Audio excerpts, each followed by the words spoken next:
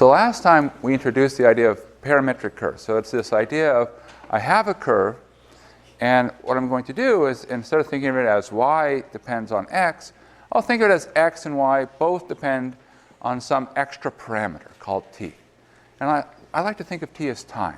Now you don't have to think of t as time, but it's the most convenient way to think about it. You can think of it as though a particle is moving on the plane. And sort of the thing we practiced was like, well, let's draw a couple pictures and let's talk about tangent lines. So we took sort of the derivative side of parametric curves. So today is the integral side. So we're going to talk about integral applications for parametric curves. And the punchline by the end of today is that everything that we've done with curves that have the form y equals f of x, we can do with parametric curves. And oftentimes we can get even more interesting examples. And so there shouldn't be really any new sort of fundamental, like, wow, this is a different application. It's like, hey, here's this old application. Now let's take it to this new setting. So the first thing we'll talk about is arc length. So this idea of arc length is you have a parametric curve, and you want to find what's the length of the arc. Now, philosophically, what's going on is you can say, well, I have this curve here, and I'm going from the start to the end, and you want to imagine that you pulled it straight, and you said, what's that length of that straight line? Well, of course, we can't pull it straight. But that's sort of the philosophy of what we want to do. And the way that we're going to do it is we say, well, we're going to take our curve, and we're going to break it up. And the way we do it is we sort of come along, and we mark certain points. And what's actually going on here, there's sort of this hidden layer. So what's the hidden layer? Well, the hidden layer is that when you have a parametric curve, what you really have is you have this time interval where you start at A and you go to B. And as you move from here to here, you move along this curve. So what's happening is when we talk about breaking things up, we break up our inputs. So we break it up into maybe equal size spaces, and those correspond to the various points on the curve. Now, you'll notice that these don't feel like they're equally far apart, and as points in the xy plane, they're not. But what is happening is they're equally far apart up here, so that this segment really corresponds to this segment downstairs.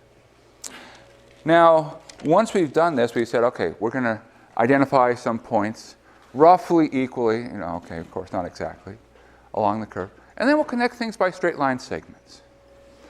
Now, I can measure straight line segments. Life is good. But of course, if I have very few, I still see error. So for example, we can see this first straight line segment, there's kind of this little bow, which says it's not exactly that length, but it's close. How do you get better? Well, you break things up into smaller parts. So this is the same curve in the dotted line, but you hardly see the dotted line because we broke our time up into smaller pieces, and these straight line segments are almost right on top of it. So it gets a better approximation. And now we're going to go and we say, okay, let's add up the lengths of our straight line segments, and life is good. So how are we doing this? Well, so the length is we're adding up the pieces. So each one of these is a piece. And we say, okay, well, what's the length of this piece? Well, the length is the following. You imagine that you came along here. You draw a little triangle. You have your change in x, and you have your change in y. So you have a delta x squared plus delta y squared. Take the square root of it. That's the length. Now that's just one piece. And now we do some things that we sort of say, well, I really want to see how does this change with time. So I introduce this delta t. Now you'll notice this delta t here is outside of the square root. So this is outside of the square root. These delta t's, because they're squared inside of the square root, if you were to put everything together, all the delta t's cancel. So this line is exactly the same as that line. Now, the big aha. I'm looking at how does x change as I change t. Change in x over change in t. But not only am I doing that, I'm imagining that my change in t is very small. Very, very tiny. And I say, well, what is that? Well, if you look at change in x over change in time, what you're really doing is you're getting an approximation for the slope, which is another name for the derivative. So delta x over delta t is approximately x prime of t. And delta y over delta t, that's approximately y prime of t for that particular point. And now we say, this looks really familiar. Take the limit, things get smaller.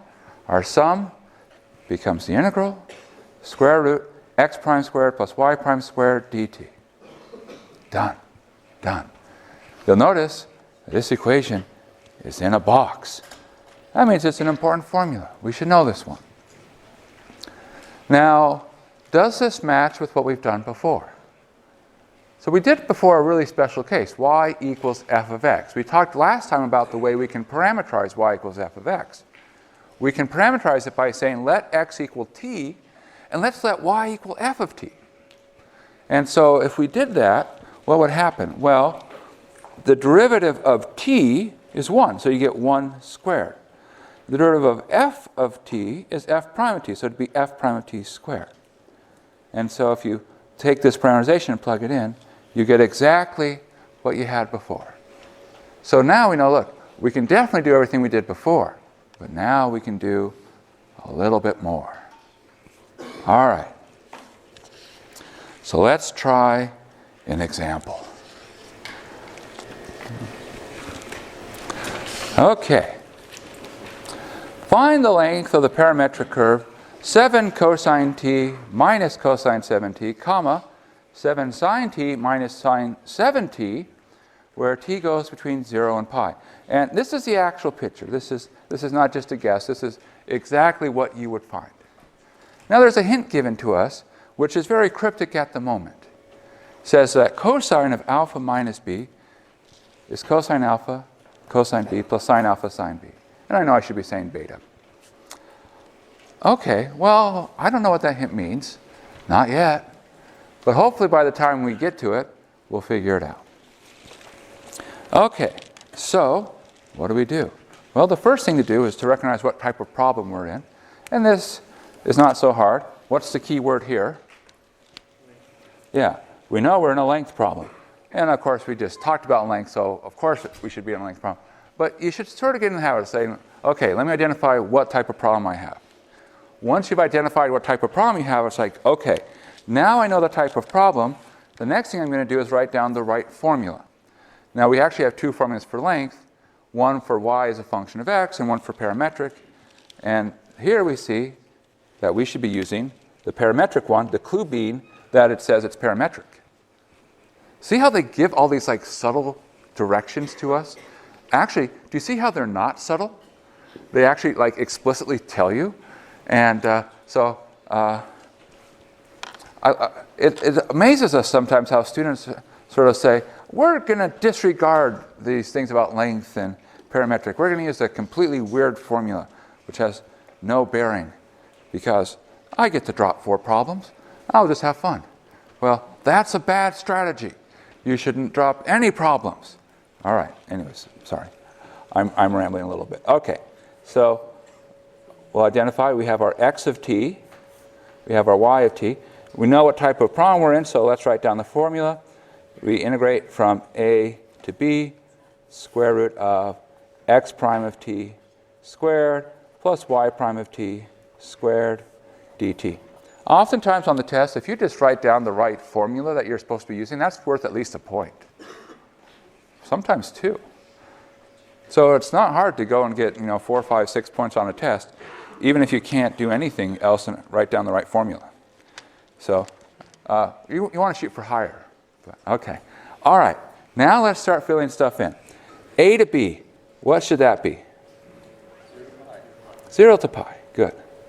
Square root of. Now, x prime. What's the derivative of the x of t?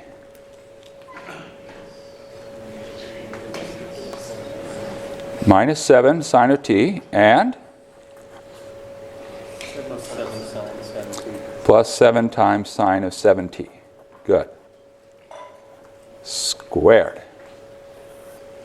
Plus. All right. Y prime of t. What is y prime of t? 7 cosine of t and minus 7 cosine 7t squared dt. Okay, good, good. All right. Well,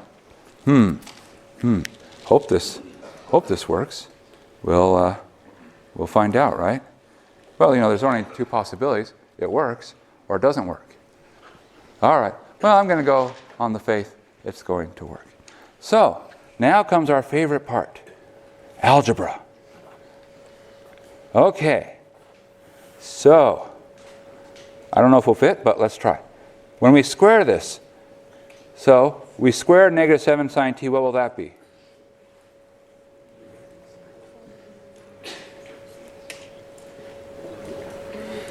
(49 sine squared). Right? Because if you square negatives, it'll become positive. The cross term will give us what? 98 sine t. Okay, 7 times 7 is 49, and it won't be actually plus, because of the negative, it'll be a minus 98 sine t, sine 7t. Okay, and then the last term is squared, 49 sine squared of 7t. Okay, and now to that, we're going to add that. Well, I'm not going to have enough space, so I'll just write underneath. 7 cosines t squared, well, that'll be plus 49 cosine squared t. The cross terms, minus 98 cosine t, cosine of 7t. And the last term, plus 49 cosine squared of 7t. Okay. There we go. So there's our next step. Now let's simplify. I hope stuff simplifies. 49 sine squared plus 49 cosine squared. What will happen to that?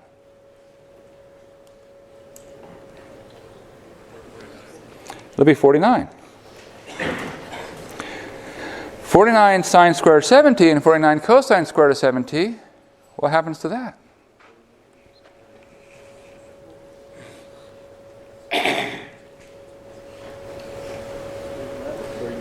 Is it 49 or is it 49 times 7? 49. Yeah, it's 49. Yeah, it doesn't matter what the insides are here. As long as the insides match, sine squared blah, cosine squared blah, added up, you get 1.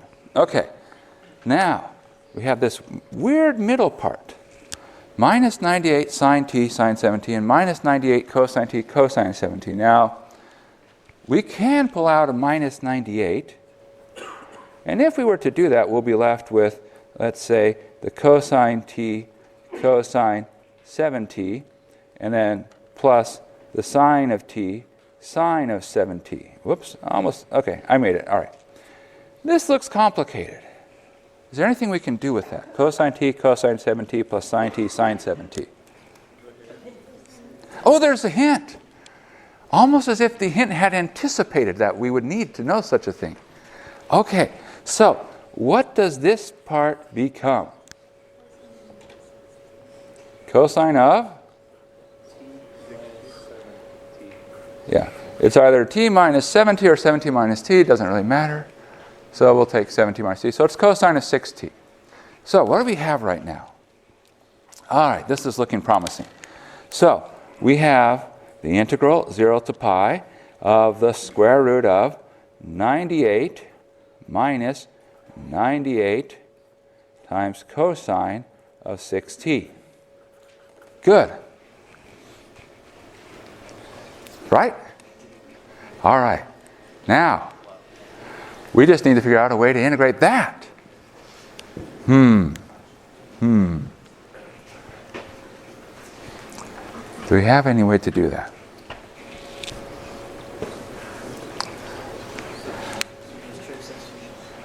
Trig substitution. Ooh, that's a bold move. Not the right move yet. But there certainly is a very trig thing going on.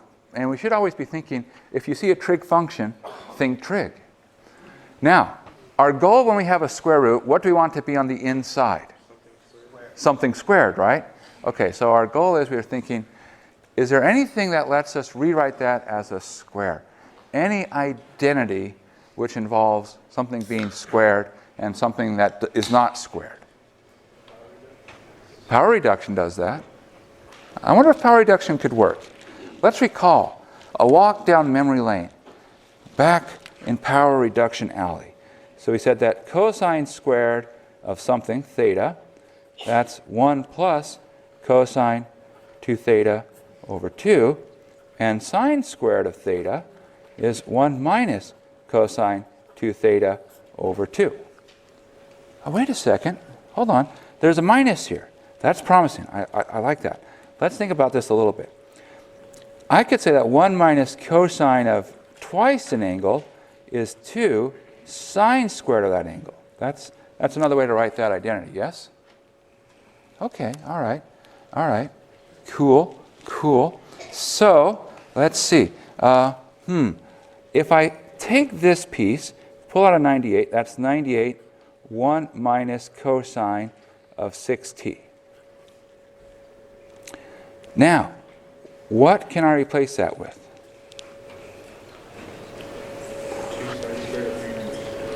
I can replace it with 2 sine squared of 3t. All right. Now, this will be the fun way to do this. 98 times 2 is 196 is correct. And the square root of 196 is? 14. Wow, you guys are pretty good at that. Well, that's sort of the hard way to do it. Notice that 98 is really 49 times 2. So you have 49 times 2 times 2. And the square root of 49 is 7. And then if you take 2 times 2, that would be 4. The square root of that is 2. So let's see, what do you have? So let me just write this down here. That's 0 to pi. Am I still on the screen? No, I'm off the screen. Okay, here we go. 0 to pi. Take the square root, you get 14, and the square root sine squared of 3t. Okay, well that's easy to do. Square root of sine squared becomes what?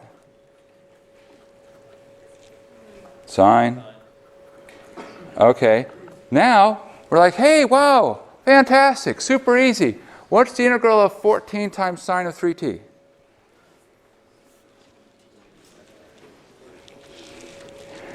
Now there's a 14 thirds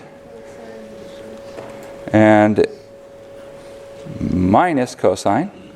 The sine is that weird thing where the integral is negative cosine. And we're going to evaluate that 0 to pi. Now, if you plug in pi, cosine of 3 pi, what is that worth? Or what is that value? Negative 1. So you have minus minus 1. When you plug in 0, cosine of 0 is 1, so you're going to get another minus minus 1, which ends up being, so if you just evaluate this last part, that'll be 2 times 14 thirds, gives you 28 thirds. Wow, cool. Now, that was a fun problem. Let me point something out to you. Where do you start here? What's the coordinate? When you plug in 0, what do you get? You get 6. When you end here, what's that? Negative 6. Picture is accurate. How far apart is that? 12. What's bigger, 12 or 28 thirds? 12 is bigger. So somehow we're claiming that by going along this very strange route, we get there faster than if we went there in a straight line. Exactly, no way. You can't do that. It defies the laws of common sense. Well, what does that mean? That means we made a mistake. Somewhere in our computation we were wrong. But where? Where did we make our mistake? And how do we fix it? Oh my gosh. So what's wrong? Sorry, what? The square root sign? What do you mean? The last line. square root of sine. Well, what should we have done?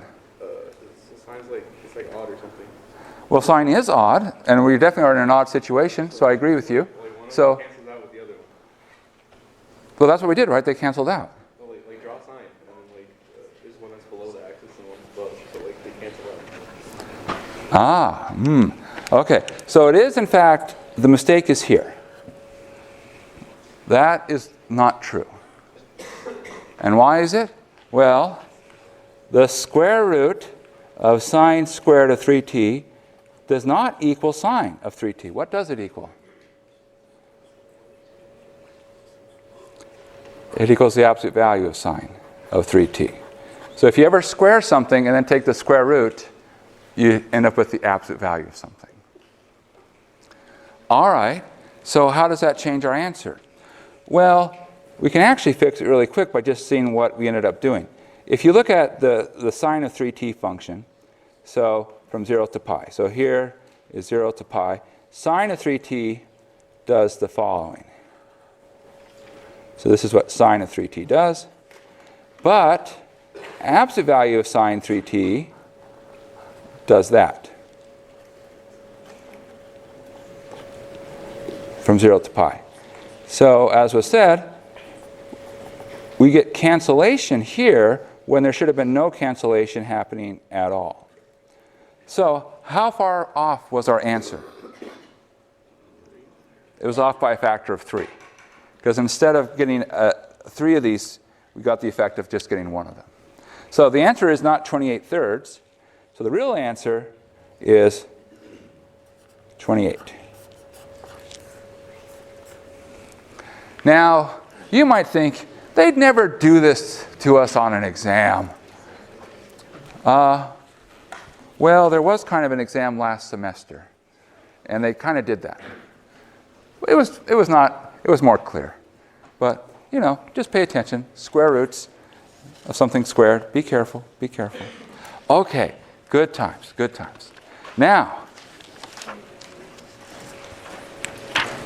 next topic. So we did arc length. We'll go back and do an older topic, area. So we can actually talk about parametric curves and area. So when we talk about area, we usually talk about between a curve or from the curve down to an axis. We can drop vertically down to the x-axis. We can drop horizontally across to the y-axis. It doesn't really matter. We just have to have some explanation. And so our goal is to find, say, the area between a parametric curve and an axis. Now, you'll notice that there's this extra word inserted here, which is put in as oriented. So you want to be a little bit careful. Because when we're talking about area, that's a measurement. It's a measurement of something which should always be positive. And so you want to be careful to make sure that whatever comes out is positive. Now, why does the orientation matter? Well, the orientation matters insofar as it can affect our sign. So when I'm moving, say, from left to right, as is shown here, what's happening to my dx as I move from left to right? It's increasing, so the dx would be positive. On the other hand, say I were in a curve and I were moving from right to left, and I was talking about it. What's true here? Well, the x is decreasing, so dx is negative. So you just want to be careful and just say, look, I can keep track of the sign. In other words, I can figure out which way things are moving, and so I can follow it along. Now, what's our basic formula? Well, our basic formula, it's always the same. So when we think about how we find area, our idea was, let's break things into rectangles. That's how we started. And our idea now is, let's break things into rectangles. And so the way we do that is we say, we can, for example, just say, here's one of our little rectangles. And we say we have a height and a width. So what's the height? Well, if I'm on this curve, a point on this curve looks like an x value, comma, a y value, x of t, y of t. So the height, in our case, would be y of t. The the width, that's the change in x. So this is the height, y of t. And the width, that's the change in x. So that's x prime of t dt. If I just have dt, that's not my width. Because dt is not a physical measurement. dt is a time measurement. When I multiply x prime of t by dt, that's, if you remember what x prime of t is, x prime of t is saying how quickly is x changing with respect to t.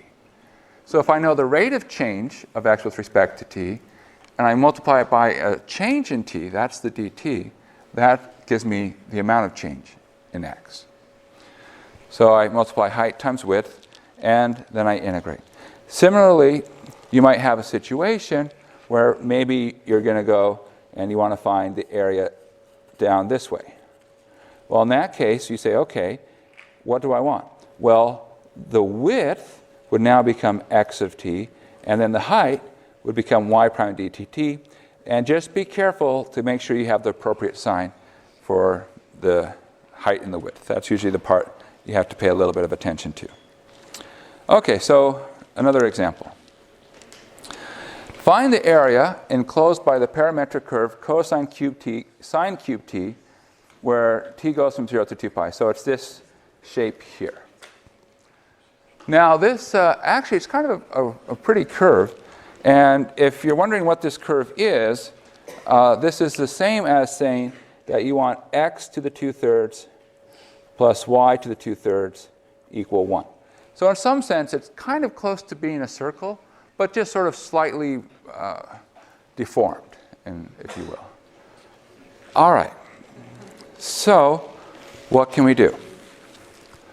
Well, any thoughts?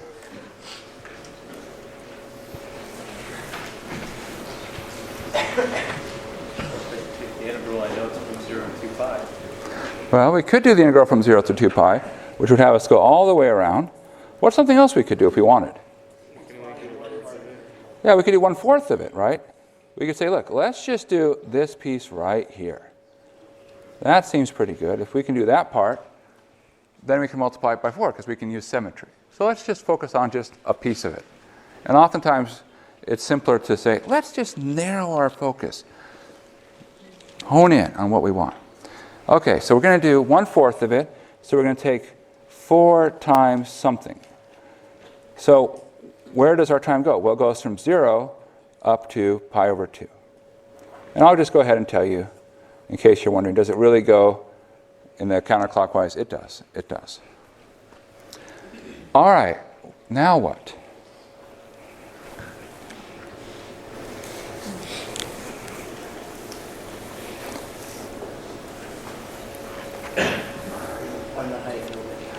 Okay, so the question is, we actually have a choice here.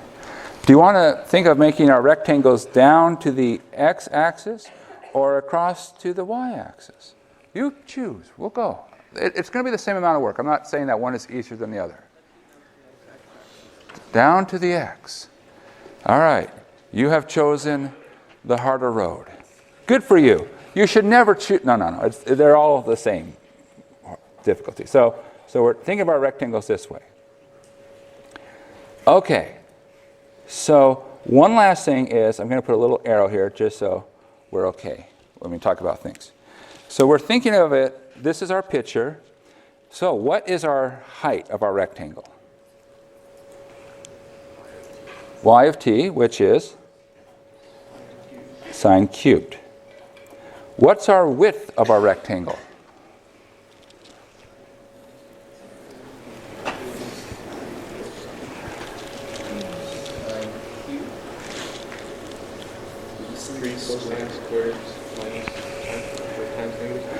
So we'll have 3 cosines, because we're taking our x prime, cosine squared of t, times negative sine of t. Now, do we need to be careful?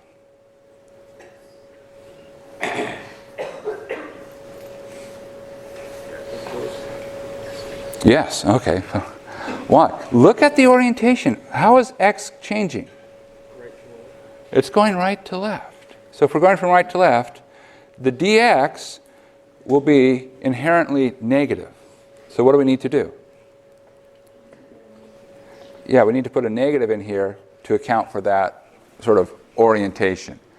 All of calculus has a built-in orientation. It's always been there. It was there even before you started calculus, because when we talk about the number line, it goes, we have this way of thinking it from left to right. That's an orientation.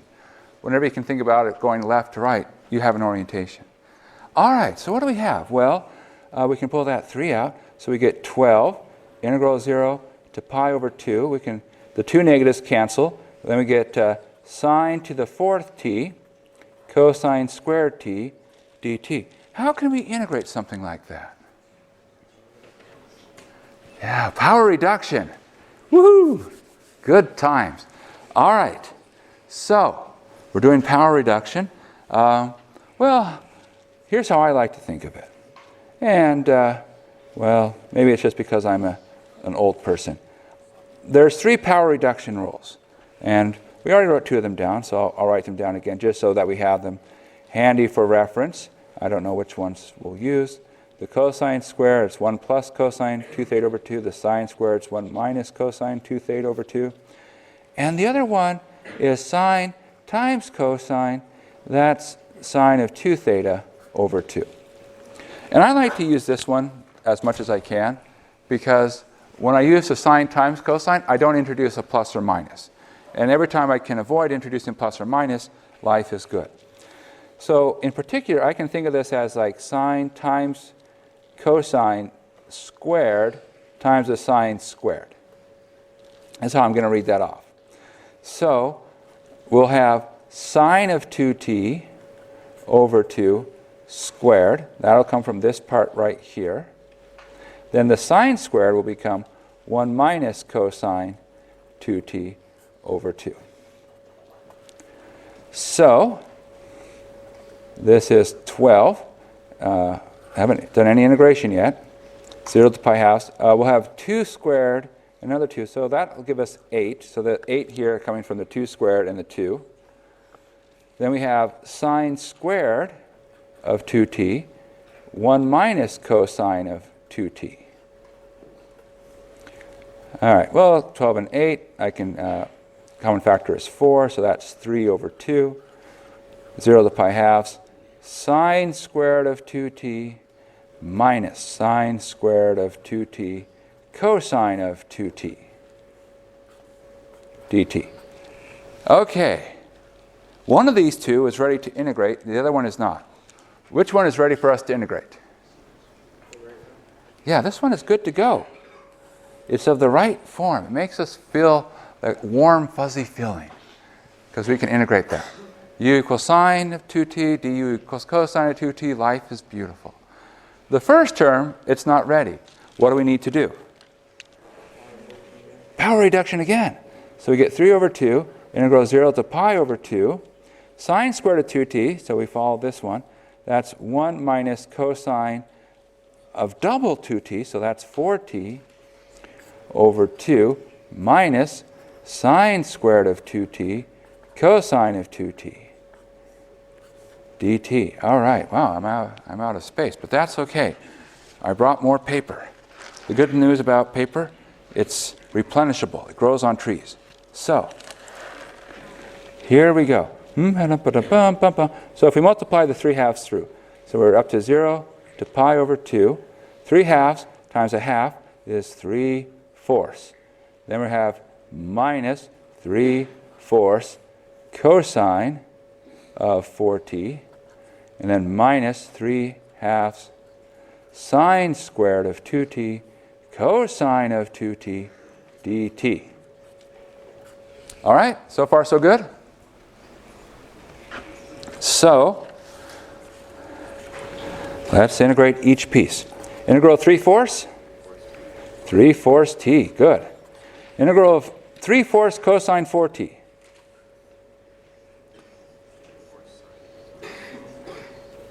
You'll definitely have a sine, 4t. What's in front?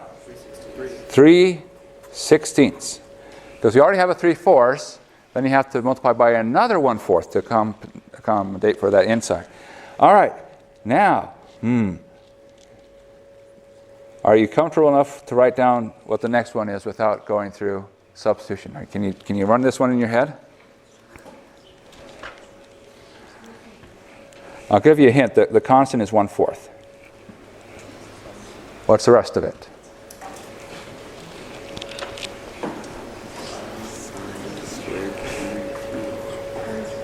Sine cubed 2t.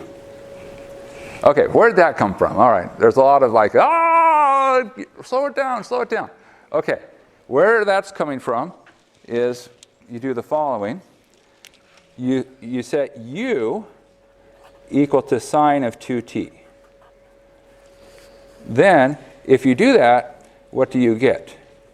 Well, you get that, move this to the side here, du equals, well, 1/2 du equals cosine of 2t dt. So the 1/2 because of the inside. That's the end. So what you get is you get 3/2 from that constant. Then you get a 1/2 from here. Then you get a integral of u squared du. What's the integral of u squared? It's u cubed times 1/3. And now you have to put back what your substitution was. So the 3's cancel, the 2 and the 2's become a 4th, and the sine cube, the u cubed becomes sine cubed. So it's a substitution.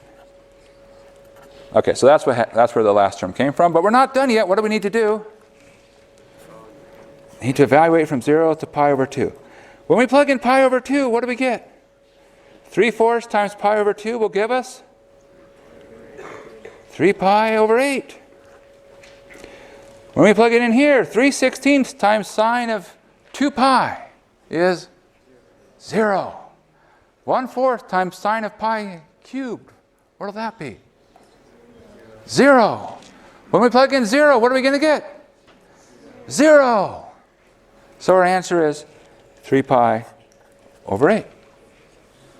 And we're done. All right. Good. Good times. Good times. Yes? Did I make a mistake? Oh, no. Never mind. I'm sorry. I thought because we did a quarter of it, but then I realized it was before. Right. We did a quarter. So, yeah. And then we had a 4 out in front. So, okay. Good. Good times. Now, one more application. Surface area. Okay. So we can take our curve and we can spin it. So we're going to find the surface area where we spin around a line. And we just think about what the surface area formula is. There's an integral from where you start to where you stop, 2 pi, then the box, which is the radius, and then the length. And so the only thing that really has changed is the length is that x prime squared plus y prime squared dt. And the radius, well, that just depends. It depends to where you spin around. If we want to spin around, say, the x-axis, the distance to the x-axis is y of t. If you want to go around the y-axis, the distance is x of t. Life is easy. So let's do a quick example. Find the surface area of a torus formed by spinning the circle radius 1, centered at 0, 2. So here we go. There's 0, 2. Circle of radius 1. And then we're going to spin this around the x-axis. So when you spin this around the x-axis, what you're going to end up with is you're going to form a shape, which is known as a torus. Also, you might think sort of a donut type shape. So that's a terrible donut. All right, but you might know it as a lifesaver, things of that. Now, we're trying to find the surface area. That sounds like it's going to be some work, but that's okay. We're here to work. Now, what don't we currently have in this problem? Equation. We don't have any equation, okay, but in particular, what are we missing when we say an equation? We don't have the parametric curve. There's no parametric curve here. So what do we need to do? We need to make one. Okay, we have a circle. Whenever you see a circle, what's sort of our inherent parametric curve for a circle?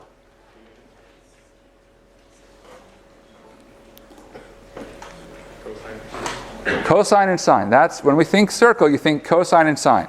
So normally, if I have a circle here, I have cosine t, sine t. That's how I describe points on the circle. Now, notice this circle is a circle radius 1. What's different between these two circles? Well, height. And so in particular, how do I go from this to that? I move it up. How do I move it up?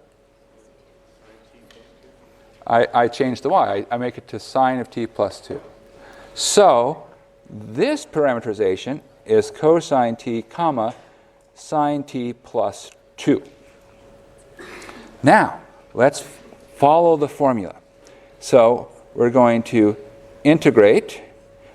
We should also point out a parameterization isn't done until we specify a range for our t.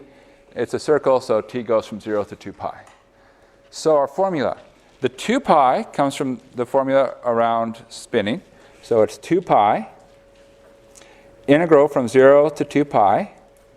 Our distance, y of t, so this is our y of t, sine of t plus 2. Then we have the square root of, what's x prime? Negative sine t squared. What's y prime?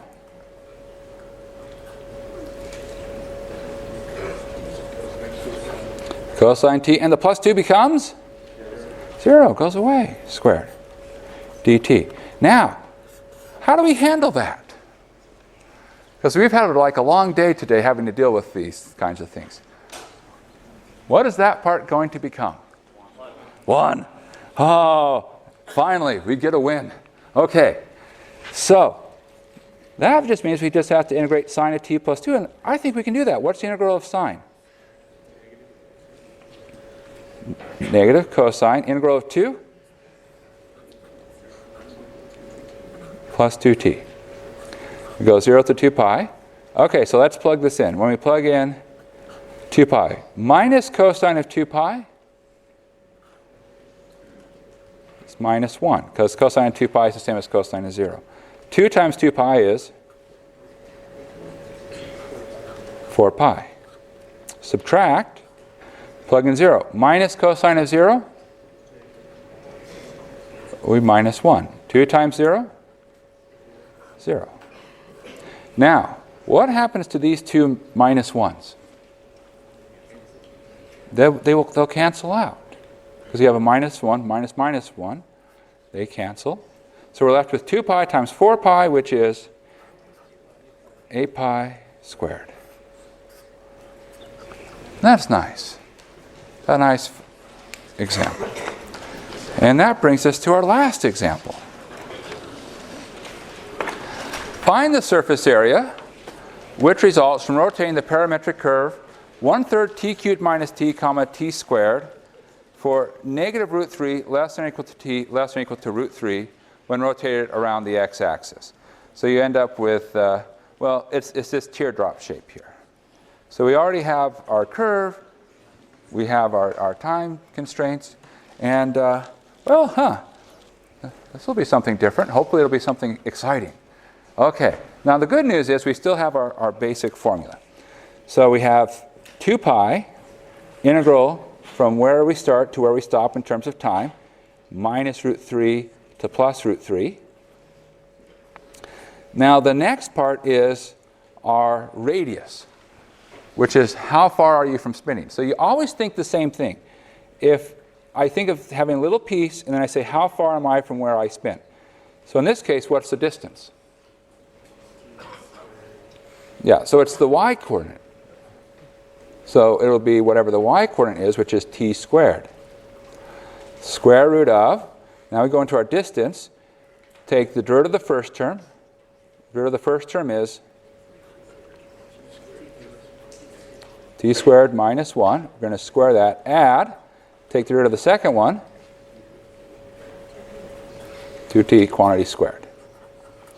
Okay, so before we do any integration, really the hard work is let's simplify. Cross our fingers. If we've lived a good life, things will happen. T squared minus 1 squared. What does that become? t to the fourth and minus 2t squared and plus 1 plus 4t squared. Now notice these two can combine. So we're up to t to the fourth plus 2t squared plus 1 if we combine the t squared terms. Now, can we do anything with t to the fourth plus 2t squared plus 1? We can complete the square on that. That becomes t squared plus 1 squared. And remember, that's underneath the square root sign. Ah, life is good. So 2 pi minus root 3 to plus root 3 t squared times t squared plus 1. Because when you take the square root and the square, they'll cancel out. And I know that after earlier today, your parent is saying, shouldn't you have an absolute value in there? We don't need it. Because t squared plus 1 can never be negative. All right. So that's good. Well, what's next? What? Yeah, multiply, FOIL. T squared times t squared is t to the fourth plus t squared. And now we're ready to integrate. 2 pi, integral t to the fourth, 1/5 t to the fifth, integral t squared, 1/3 t cubed. And we're evaluating from negative root 3 to positive root 3. So, actually we can save ourselves a little bit of work. What do you notice about this integral?